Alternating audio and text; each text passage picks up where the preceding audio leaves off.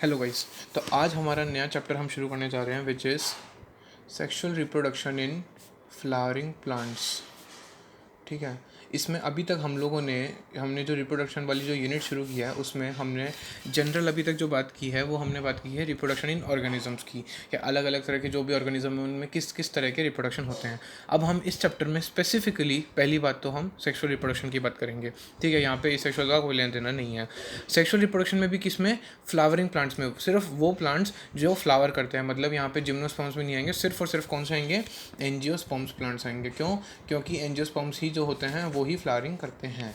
ठीक है। हाँ, हालांकि ये है कि कुछ एक्सेप्शंस वगैरह जो है उनके बारे में हम डेफिनेटली पढ़ेंगे, पर जो है मेनली हम यहाँ पे एंजियोस्पर्म्स की बात कर रहे हैं। ठीक है। तो अब अगर मैं बात करूँ फ्लावर की, ठीक है, अब क्योंकि हम फ्लावरिंग प्लांट्स की बात कर रहे हैं तो फ्लावर, देखिए आप लोग सभी जानते हैं फ्लावर जो होता है सबसे अट्रैक्टिव पार्ट अगर कोई पूरे के पूरे प्लांट का अगर देखने को मिलता है तो वो फ्लावर होता है। और आपको अलग अलग कलर्स का देखने को मिलते हैं। ठीक है। प्लस उसकी फ्रेगनेंस भी बहुत अच्छी होती है, तो काफ़ी उसकी आप मॉर्फोलॉजिकली और आप एस्थेटिक वैल्यू उसकी काफ़ी देखने को मिलती है। ठीक है ना। फ्लावर वगैरह आप इन जनरल लोग एक दूसरे को देते भी हैं, बुकेज वगैरह, तो वो काफ़ी अट्रैक्टिव होते हैं। लेकिन इस चैप्टर के अंदर जो फ्लावर जो है उसका हम रोल इस सेंस में नहीं पढ़ रहे। उसका रोल सबसे बेस्ट सेंस में क्या है कि it is the site of sexual reproduction.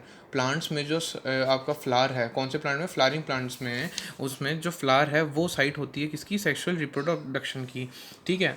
अब अगर मैं बात करूँ, वही हमने जैसे कि बात करी थी क्या, प्री फर्टिलाइजेशन इवेंट्स की अगर मैं बात करूँ। ठीक है।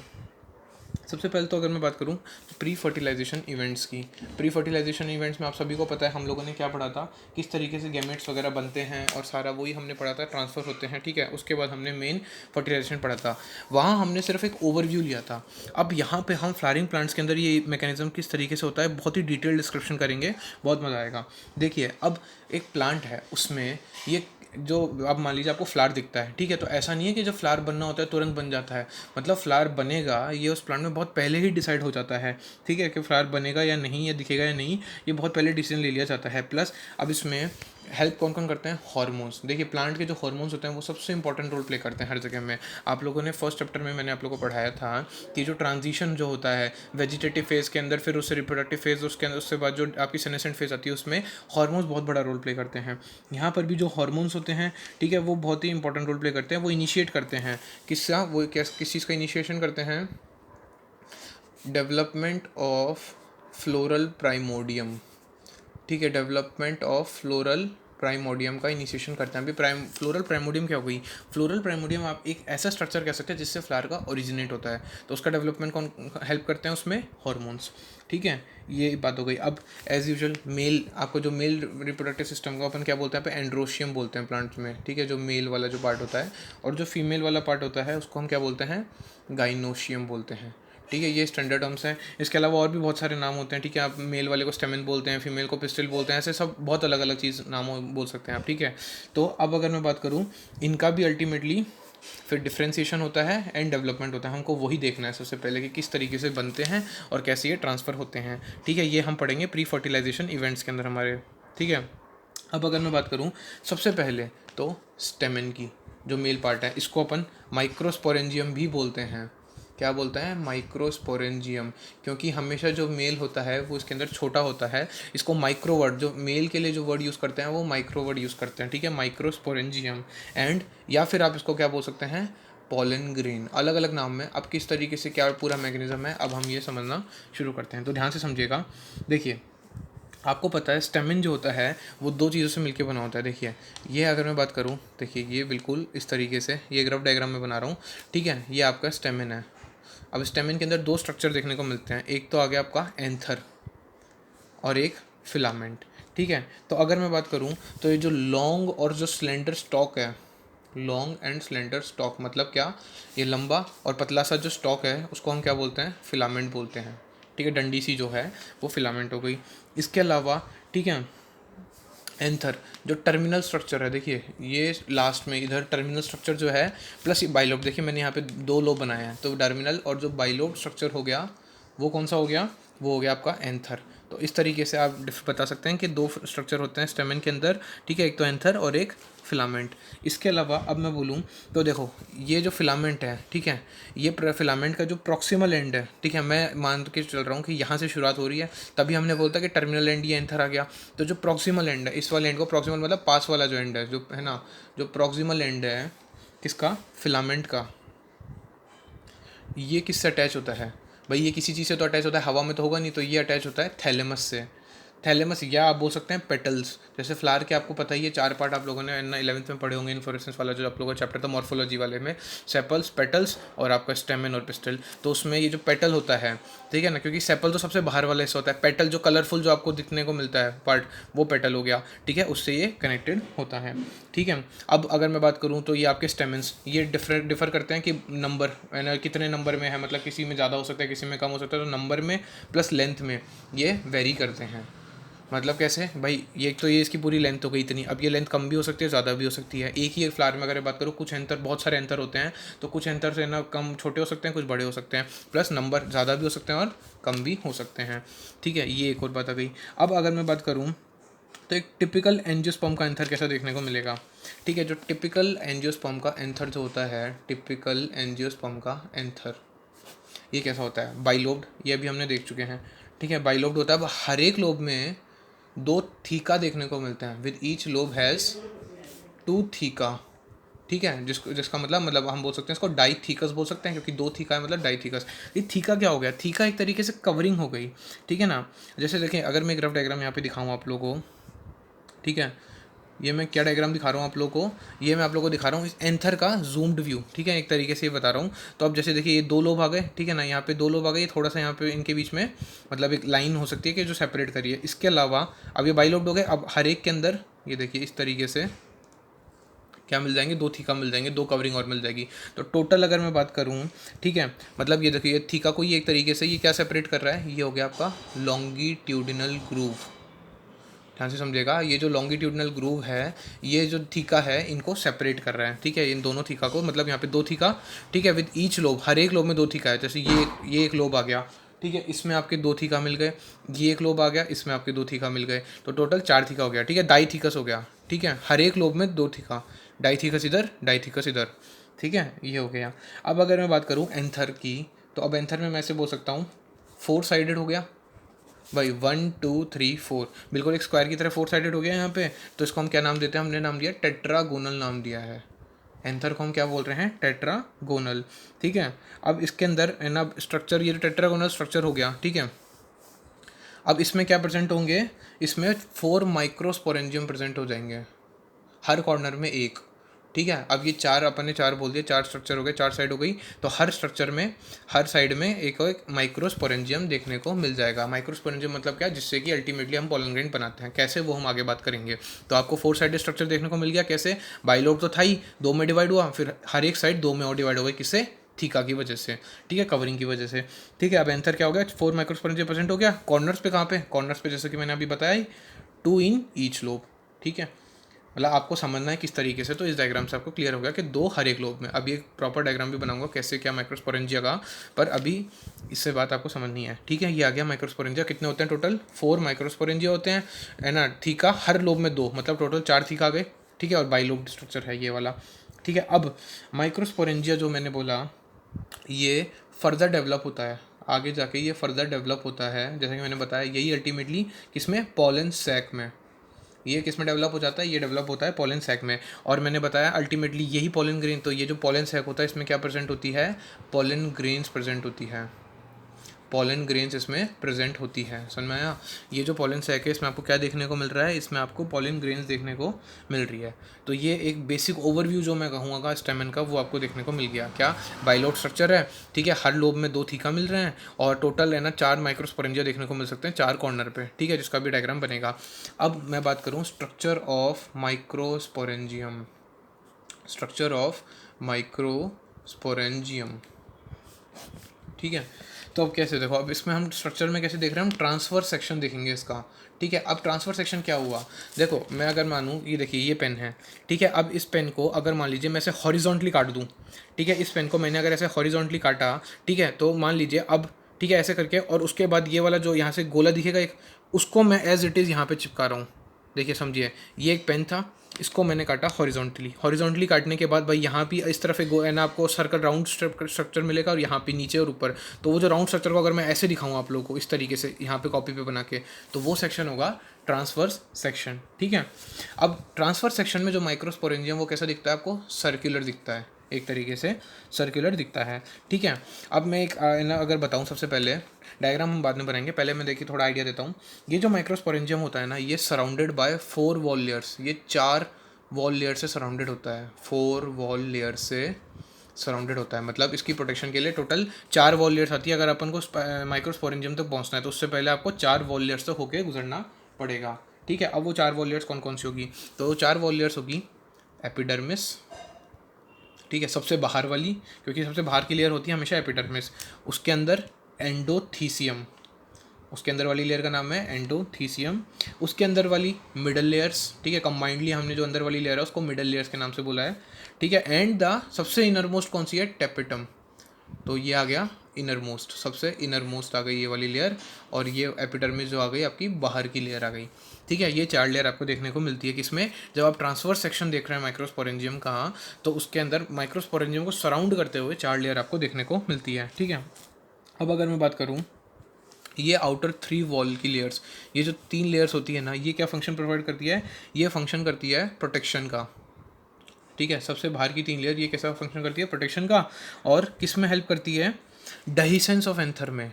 अब ये वर्ड क्या है, एक और नया वर्ड आ गया, डहीसेंस ऑफ एंथर में ये हेल्प करती है, helps in dehiscence of anther to release pollen grains. क्या मतलब हुआ इस लाइन का, इसका मतलब ये हुआ कि जब है ना मान लीजिए आपका जो पॉलन सैक है वो अल्टीमेटली है ना आपका मैच्योर हो जाता है, तो ये बर्स्ट, डाइसेंस मतलब आप बोल सकते हैं बर्स्ट कर देना। ठीक है, एंथर को ये बर्स्ट कर देगी, ये वाला पार्ट जो है एंथर, ये बर्स्ट हो जाएगा और इसमें से पॉलन ग्रेन्स निकल जाएंगी। ठीक है, तो ये जो 3 लेयर है, एक तो प्रोटेक्शन करती है और ये हेल्प करती है बर्स्ट करने में, ताकि पॉलन ग्रेस रिलीज हो पाए, पॉलन ग्रेन्स रिलीज हो जाएगी। अब टेपिटम का फंक्शन क्या है, तो टेपिटम जो होता है वो नरिशमेंट प्रोवाइड करवाता है। अब नरिशमेंट किसको प्रोवाइड करवाएगा, जो भी पॉलन ग्रेन डेवलप हो रही है, जो भी पॉलन ग्रेन नरिशमेंट करवा रही है किसको, डेवलपिंग पॉलन ग्रेन को। भाई मैंने ये बोला कि मैं बोल रहा हूँ कि माइक्रोस्पोरेंजियम को 4 लेयर सराउंड करके रख रही है। ठीक है, ये सबसे अंदर वाली लेयर है, तो ये माइक्रोस्पोरेंजियम से डायरेक्ट कॉन्टैक्ट में देखने को मिलेगी आपको। ठीक है, अब ये क्योंकि डायरेक्ट कॉन्टैक्ट में देखने को मिलेगी, तो ये नरिशमेंट प्रोवाइड करवाती है, ताकि जो भी आपका उस माइक्रोस्पोरेंजियम में पॉलन ग्रेन बन रहा है, माइक्रोस्पोरेंजियम में ही बनेगा। ठीक है, वो जो उसमें बन रहा है उसको नरिशमेंट प्रोवाइड हो सके। ठीक है, अब अगर मैं एक इसकी बात करूँ, टेपिटम की थोड़ी सी बात करूँ, फिर मैं डायग्राम बनाता हूँ। जो सेल्स होते हैं टेपिटम के, वो क्या पोजेस करते हैं, डेंस साइटोप्लाज्म। उनमें कैसा साइटोप्लाज्म देखने को मिलेगा आपको, डेंस साइटोप्लाज्म आपको उनमें देखने को मिलेगा। और न्यूक्लियस कैसे जनरली अपन क्या बोलते हैं, नॉर्मल सेल्स में कैसा होता है, एक न्यूक्लियस, पर यहाँ पे जनरली मोर देन 1 न्यूक्लियस देखने को मिलता है। कैसा, मोर देन 1 न्यूक्लियस देखने को मिलता है। ठीक है, ये आ गई। अब अगर मैं बात करूँ, देखिए अब मैं डायग्राम बनाता हूँ। देखो सबसे पहले अगर मैं डायग्राम में आपको दिखाऊँ तो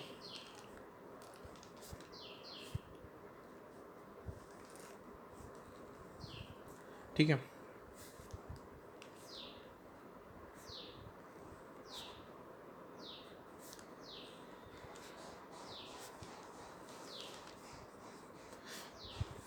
बाकी एग्जैक्ट डायग्राम आप लोग एनसीईआरटी से देख लीजिएगा। बाकी अब मैं एक रफ डायग्राम आप लोग को दिखा रहा हूँ, जिसमें मैं देखिए लेयर्स बना रहा हूँ। मैं जो माइक्रोस्पोरेंजियम है उसके बाहर की ये लेयर्स बना रहा हूँ। तो देखो सबसे बाहर वाली लेयर मैंने क्या बनाई, सबसे बाहर वाली लेयर मैंने बनाई एपिडर्मिस। ठीक है, एपिडर्मिस बनाई, उसके अंदर मैंने क्या दिखाया, एंडोथीसियम। ठीक है, उसके अंदर ये कौन सी लेयर आ गई, ये आ गई आपकी मिडल लेयर्स। ठीक है, अब मैंने बोला 4 कॉर्नर में आपको क्या देखने को मिल रहे हैं, 4 कॉर्नर में आपको 4 माइक्रोस्पोरेंजियम देखने को मिल रहे हैं सर्कुलर शेप के। अब लेकिन एक लेयर बच रही है, तो इनको सराउंड करने वाली जो लेयर होती है, देखिए इनको सराउंड करने वाली जो लेयर आ रही है, ये होगी आपकी कौन सी लेयर, टेपिटम। तो टेपिटम आ गई आपकी 4th लेयर, जो कि सराउंड कर रही है किसको, ये इसको, ये क्या है, माइक्रोस्पोरेंजिया। ठीक है, ये आ गया माइक्रोस्पोरेंजिया। बीच में यहाँ पे क्या होता है, कनेक्टिव टिश्यू होता है। ठीक है, अब अगर मैं बोलूँ, देखिए अब अगर मैं बोलूँ, जब एंथर जो होता है, देखिए यंग होता है। ठीक है, अब एंथर जो होता है यंग होता है, नया नया होता है एंथर जब। ठीक है, तो क्या होता है, एक ग्रुप होता है कॉम्पैक्टली अरेंज सेल्स का, मतलब एकदम पास पास अरेंज होते हैं सेल्स का। ठीक है, ग्रुप होता है ऑफ कॉम्पैक्टली अरेंज सेल्स, ठीक है, जो एकदम पास पास अरेंज सेल्स का एक ग्रुप होता है जिसको हम क्या बोलते हैं, ठीक है, स्पोरोजिनस टिश्यू, स्पोरोजिनस टिश्यू, ठीक है, ये प्रेजेंट होता है। क्या बोला मैंने बोला जब आपका एंथर एकदम यंग होता है तो एक ग्रुप प्रेजेंट होता है, ठीक है, जो कि एकदम है ना कॉम्पैक्टली अरेंज सेल्स होते हैं और एक जैसे होते हैं, होमोजीनस सेल्स होते हैं, मतलब एक जैसे दिखते हैं बिल्कुल। उन सेल्स के ग्रुप को क्या बोला हमने, स्पोरोजिनस टिश्यू। ये स्पोरोजिनस टिश्यू कहाँ पे मिलेगा, ये मिलेगा एकदम सेंटर में ऑफ माइक्रोस्पोरेंजियम। तो अगर आप ये डायग्राम देखेंगे तो इसमें आपको दिखेगा, देखिए ये जो अगर एकदम मैं सेंटर की बात कर रहा हूँ ना, तो ये सेंटर को मैं क्या बोल सकता हूँ, स्पोरोजिनस टिश्यू, ठीक है। ये सेंटर में क्या देखने को मिला आपको, स्पोरोजिनस टिश्यू, ठीक है। अब अपन बात कर रहे हैं इसमें माइक्रोस्पोरोजेनेसिस की, माइक्रोस्पोरोजेनेसिस की। अब आप वर्ड से समझिए क्या मतलब हुआ।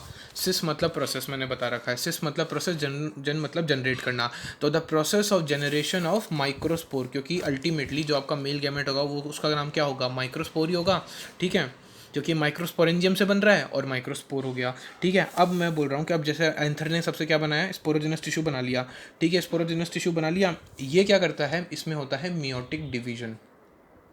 मियोटिक डिवीजन होता है तो आपको पता ही है। अब ये इसका मतलब ये 2n है, क्योंकि मियोटिक डिवीजन हो रहा है इसमें, ये 2n है, इसकी डिप्लॉयड है ये, ठीक है। ऑब्वियसली बात है, ये आप ये कह सकते हो कि ये इससे बन रहा है, तो ये 2n हो गया, इसमें हो गया मियोटिक डिवीजन। अब मियोटिक डिवीजन होगा तो क्या बनेगा, माइक्रोस्पोर टेट्राड बनेगा। आप लोगों ने 11th में पढ़ा है कि सेल डिवीजन, सेल बायोलॉजी आपने पढ़ी थी, उसमें आपने सेल डिवीजन पढ़ा था। तो जब भी मियोसिस होता है तो 1 से 4 बनते हैं मियोसिस के अंदर, तो माइक्रोस्पोर टेट्राड बनता है, और जो बनता है वो होता है हैप्लॉइड। ये माइक्रोस्पोर होते हैं हैप्लॉइड, अपन को पता है मेल गैमेट और फीमेल गैमेट वैसे भी हैप्लॉइड होते हैं, तो ये यहाँ पे जस्टिफाई हो गया। स्पोरोजेनस टिश्यू में क्या हुआ, मियोटिक डिवीजन, जिससे क्या बन रहा है, माइक्रोस्पोर टेट्राड बन रहा है। ये क्या हो रहा है, ठीक है, ये एन है। अब मैं बोल रहा हूँ कि ये जो स्पोरोजेनस टिश्यू है ये हर माइक्रोस्पोरेंजियम में है, हर माइक्रोस्पोरेंजियम में है। तो मैं ये कह सकता हूँ कि each cell of sporogenous tissue, जो आपका स्पोरोजेनस टिश्यू का हर एक सेल जो होता है वो कैपेबल होता है to give rise to microspore tetrad. मतलब मैं ये कहना चाह रहा हूँ कि जैसे यहाँ पे देखो 4 स्पोरोजेनस टिश्यू देखने को मिल रहा है आपको, ठीक है, 4 स्पोरोजेनस टिश्यू, तो हर एक स्पोरोजेनस टिश्यू जो है वो कैपेबल है माइक्रोस्पोर टेट्राड बनाने के लिए, ठीक है। ये समझ में आ गया। इसका मतलब मैं इसको ये बोल सकता हूँ, हर एक जो आपका स्पोरोजेनस टिश्यू है वो एक क्या है, पोटेंशियल पॉलन है।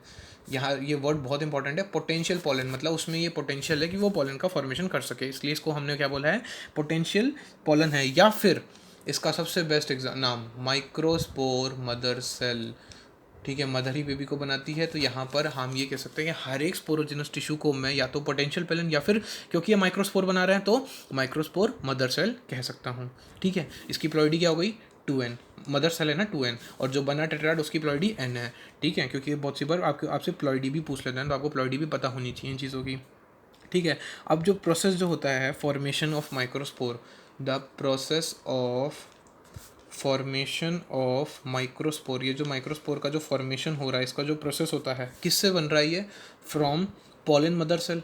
इसको मैं पॉलन मदर सेल भी बोल सकता हूँ भाई, ये भी 2n होगी पहली बात, तो इसको माइक्रोस्पोर मदर सेल बोल दो या पॉलन मदर सेल बोल दो, PMC, ठीक है, इसके शॉर्ट फॉर्म में लिखूँ तो पॉलन मदर सेल से जो माइक्रोस्पोर का फॉर्मेशन हो रहा है, ठीक है, थ्रू मियोसिस। किसके थ्रू हो रहा है, डिवीजन कौन सा हो रहा है यहाँ पे, डिवीजन बहुत इंपॉर्टेंट है, मियोसिस के थ्रू हो रहा है। इस प्रोसेस को हमने क्या नाम दिया, इज़ नोन एज माइक्रोस्पोरोजेनेसिस। जो मैंने ये जो हेडिंग अभी लिखी थी इसकी मैंने अभी डिफाइन लिख दी। मैं हालांकि मैंने स्टार्टिंग में बता दी थी कि माइक्रोस्पोरोजेनेसिस मतलब सिस मतलब process, the process of formation of microspore from microspore mother cell या pollen mother cell through meiosis. ये पूरी आपकी डिफाइन हो गई माइक्रोस्पोरोजेनेसिस की, ठीक है। अब इसके अंदर जो माइक्रोस्पोर जो बनते हैं, जो आपके माइक्रोस्पोर बन रहे हैं वो कैसे बन रहे हैं, वो एक अरेंज हो रहे हैं क्लस्टर्स ऑफ, क्लस्टर में मतलब 4-4 सेल के क्लस्टर में, क्योंकि मियोसिस से 4 सेल एक बार में बनेंगे, ठीक है, तो 4-4 सेल के क्लस्टर में बनते हैं, जिसको हम क्या बोलते हैं, माइक्रोस्पोर टेट्राड, ठीक है। हमने इसको क्या बोल रहे हैं, हम माइक्रोस्पोर टेट्राड हमने इसको नाम दिया है, ठीक है। अब जैसे जैसे अब एंथर मैच्योर होएगा, जैसे जैसे आपका ये जो एंथर है ये मैच्योर होगा और डिहाइड्रेट होगा, अल्टीमेटली मैच्योर होगा मतलब ये ख़त्म होने वाला होगा ताकि पॉलन ग्रेन निकल जाए, तो डिहाइड्रेट होगा, मैच्योर होगा, तो ये जो माइक्रोस्पोर्स हैं जो जुड़े हुए थे, जो 4-4 के फॉर्म में थे, ये डिसोसिएट हो जाएंगे, अलग अलग हो जाएंगे एक दूसरे से, ठीक है, एक दूसरे से ये अलग अलग हो जाएंगे, तो डिसोसिएट फ्रॉम ईच अदर, ठीक है। एंड किस में डेवलप हो रहे हैं, and develops into pollen grain, ultimately क्या बन रही है आपकी पॉलन ग्रेन्स बन रही है, ठीक है, हज़ारों पॉलन ग्रेन्स बनती है ऐसे, ठीक है ना। माइक्रोस्पोरेंजियम के अंदर आपके बहुत सारे हज़ारों माइक्रोस्पोर या फिर पॉलन ग्रेन्स का फॉर्मेशन होता है, जो कि कब रिलीज हो जाती है, अभी मैंने बताया था डहीसेंस ऑफ एंथर, ठीक है। डहीसेंस जब होता है एंथर का, जब डहीसेंस होता है मतलब जब वो बर्स्ट करता है एंसेंस, तो thousands of pollen grains are released, ठीक है। ये हमने बता ही दिया कि ये पॉलन ग्रेन्स बनी कैसे, ठीक है। माइक्रोस्पोर मदर सेल से पॉलन ग्रेन्स बन रही है, ठीक है, माइक्रोस्पोरेंजियम में बनी, ठीक है। और ये जो पॉलन ग्रेन्स होती है, ये मैं बोल सकता हूँ क्या क्या रिप्रेजेंट कर रही है, एज अ मेल गैमेटोफाइट। इसको आप बोल सकते हो, ये जो बना जो पॉलन ग्रेन, इसको हम बोलते हैं मेल गैमेटोफाइट, ठीक है ना। आप जो भी ये येलोइश पाउडर वगैरह, कई बार आपको फ्लावर आप तोड़ेंगे उसमें आपको येलोइश सा कुछ स्ट्रक्चर दिखेंगे, वो होते हैं आपके ये पॉलन ग्रेन्स। तो आज के लिए इतना ही, कल आगे हम कंटिन्यू करेंगे पॉलन ग्रेन्स क्या होते हैं, ठीक है।